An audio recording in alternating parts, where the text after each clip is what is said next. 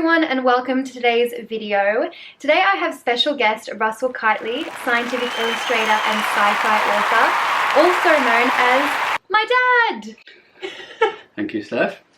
Welcome to today's interview, Dad. So I have written down a list of questions I wanted to ask you, and I just wanted to get a little bit of a picture of your background, what you do for work, and it might give people a bit more of an insight of my background as a result and why maybe I pursued modelling. So let's get into it, Dad. Okay. The first question I wanted to ask was, when did you start drawing and creating art? Well, probably about 6 or 7. And What's the earliest artwork you have?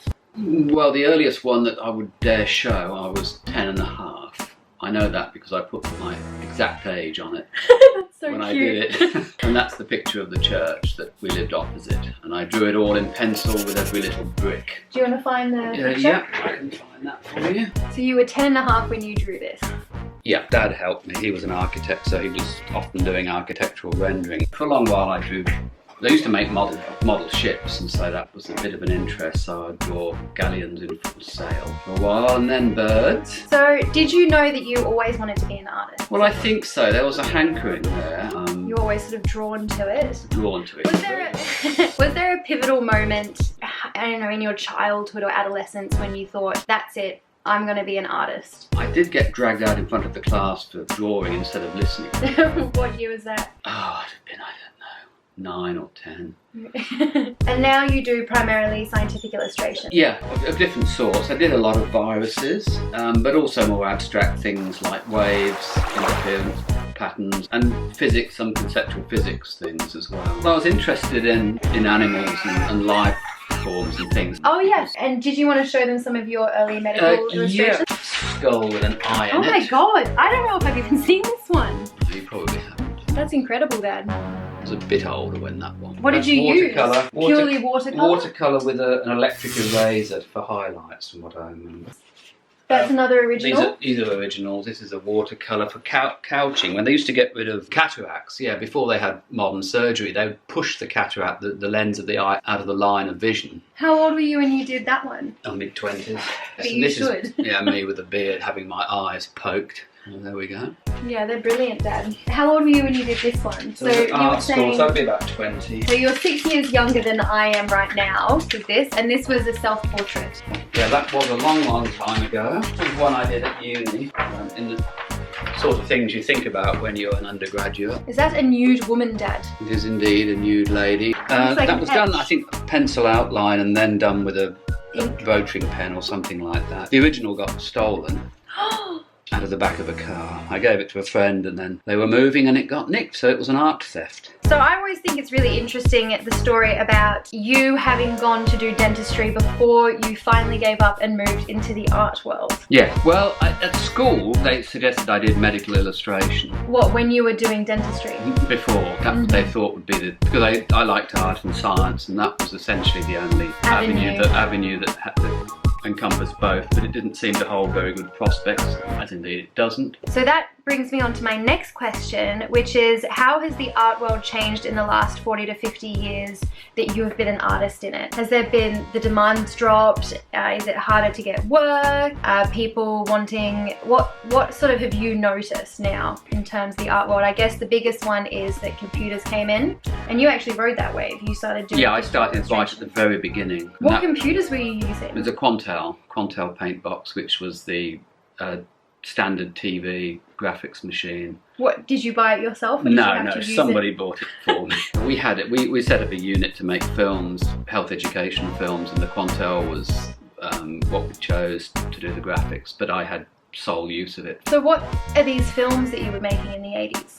Well, the first one was on AIDS, and then we did things on heart disease, preventable cancers, and then our final one was again on HIV and AIDS. And you did the illustrations that went into these documentaries, these films? It's also direct. So you actually helped film? You held the camera? No, I was never that good. I couldn't edit or film. And okay, so as you know, I do a fair bit of nude modelling. What are your thoughts of nudity in art, or just in the art world in general? As as an artist? Because the general public, I suppose, has it's a bit harder for them, I suppose, to understand. Well, it's a good excuse to show nudity in art. And I suspect that the other thing, of course, is that it's quite difficult to do. To what? Draw naked bodies? To draw naked bodies and faces and hands and physiques that look right. So it was always a test. Is that why do you think that a lot of art classes involve life nude modelling? Well, because years ago, and it still is true, if you can draw figures and faces, you can basically make a living at it. People who are very good at figures and faces will always get work. That was true 60 years ago, and it's probably true today. Although it's evolved more into comic type, graphic novel type things. The ability to draw figures is critical for that. Ones who are very talented in that have succeeded. So it's a test. It's like portraiture. You don't break new ground particularly, but it's a test of... To practice. To get better. Yeah. And so what are your thoughts about what I do? Would you consider modelling and the sorts of photos I take and my work as art? I was dubious to begin with, it has to be said. Dubious. More than dubious. But I mean, as I've seen Stefania's stuff evolve, it's become, I have to take my hat off to her, it's really clever. It is, there's some beautiful shots and it's very artistic, and it's something I'd never thought of as an artistic pursuit. Modelling? Well, modelling or photography, actually, for that matter. But I have to because admit as I an was artist wrong. that works with your hand, doing the illustrations from scratch, photography almost seemed like a subpar art form. A bit of a cheat, really. But since I've never been able to take a good photograph, ever, and now I see the standard of stuff that's coming out, it's fabulous. I'm very, very proud of her. She's done very well. Because I remember when I first wanted to start modelling, because I had this pivotal moment where I suddenly I was in the school library and I went, I want to be a model. And it wasn't just I want to be, it was I have to be. Just something. A compulsion, it was yeah. I was so driven and I just knew that's the path I had to go down. And yeah. Look at me now. Yeah. Look at me. Now, you said you'd seen my recent hip dip video, and having drawn anatomical figures yourself, drawing skeletons and all that jazz, what are your thoughts on these hip dips that seem to appear in women that we so often want to pretend like they don't exist and get quite self-conscious of? I wouldn't have even given them a name, they're just normal. I wouldn't have said, I couldn't understand what the fuss was about because that's the way the body's built. Yeah, they form that shape naturally. So no, I didn't see it as an issue. I was amazed that it is an issue. That it exists as an issue. Okay, and what are you creating now, Dad? I've seen you've been doing the coronavirus recently. So you actually did the coronavirus many, many years ago. I remember you doing it. I remember that name. It's suddenly come back onto the scene. Yeah. And I'm sure a lot of people think this is the first time this coronavirus has only just appeared. But what is a coronavirus? How long has it been around? Tell me about your illustrations of it.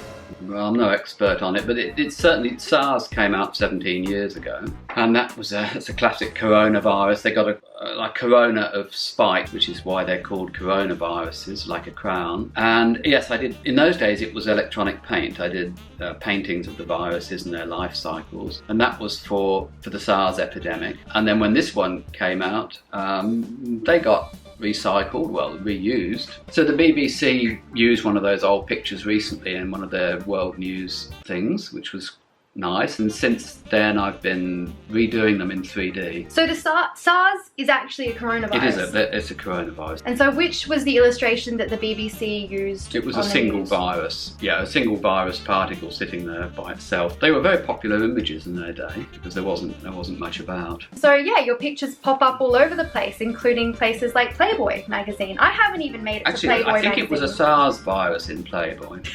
How's that? Your daughter that does nude modelling hasn't even been in Playboy yet. I've beaten her to it. You've been in Playboy magazine. Yeah. So that's One thing I would like to point out, which I think is really interesting, is how you incorporate your signature into your artwork. Oh yes, I developed a way of encrypting my name into pictures, which involved little dots and dashes, Morse code, hidden in the image. So let's use the example of the amoeba. I don't know whether the amoeba. Oh, because it's got a smooth surface. What's the other one that has HIV had it. No, but the paramecium was covered in dot dot dash dot. I think your so. signature. The trouble is I forget. Oh my god, Dad. Yeah, very clever way to put your signature into an Well, I illustration. wanted something that would survive being faxed in the days of fax. So before you put digital signatures and things in, and images could get degraded, but these were designed to survive that level of degradation. So here I have Dad now, because not only are you doing scientific illustration, but you're doing sci-fi writing as well. And you're writing little novellas, and would this count as a novel or a novella? It's a novella. Well, now I'm doing short stories, but this was a novella about time travel with a sort of a twist on consciousness built into it. The time travel technique was slightly unusual. So this Yesterday Makers is so called because the time machines make yesterdays. They literally made copies of part of the trunk of history, and those copies would then be visited by the time machine and wouldn't perturb history, so there would be no So you can go paradox. back in time, in this novella, you can go back in time and study time, but you're not actually looking at the real the one. real time, you're looking at a copy of that a copy time. off to Are one people side. in those copies conscious, or are they Well, that was literally part- just mirror images? That was part of the thing that was explored. Oh, in that it. might be the twist we don't want to go Well, into. no, the twist isn't that, but yes, they were conscious as well and had no idea they were copies. So that wraps it up for today's video. Thank you, Dad, for being such a good sport. And I'll catch you in my next video.